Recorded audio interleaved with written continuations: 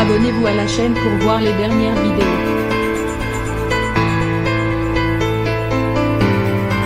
En voilà un qui aurait dû y réfléchir à 2 fois avant d'écrire n'importe quoi.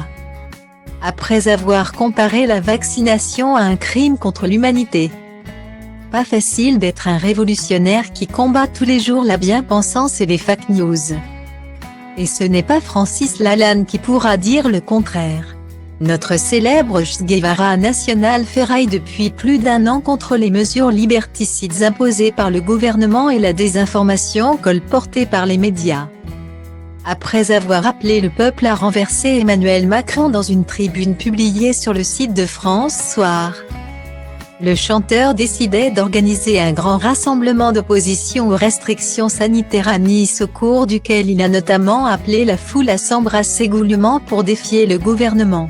Et ce n'était que le début. Nouvelle cible de notre révolutionnaire du dimanche, les vaccins. Après avoir sous-entendu que le malaise du joueur de football Christian Eriksen était dû à la vaccination, il a récidivé sur Twitter en comparant le plus naturellement du monde la vaccination à un crime contre l'humanité. Ils ne confirmeront jamais que les décès sont à cause des vaccins. Sinon ils admettraient qu'ils organisent un crime contre l'humanité. Donc les gens vont officiellement mourir de tout sauf des vaccins. Vaccinez-vous, je ne me vaccinerai pas. Covid-19 Johnson variant Harry Potter. Une déclaration qui n'est pas sans rappeler le récent écart de son ami Jean-Marie Bigard, pour lequel il en était venu aux mains avec une équipe de quotidien.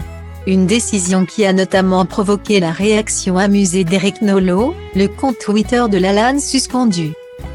Sévir contre la connerie et ses possibles conséquences tragiques n'est pas de la censure, plutôt de la légitime défense.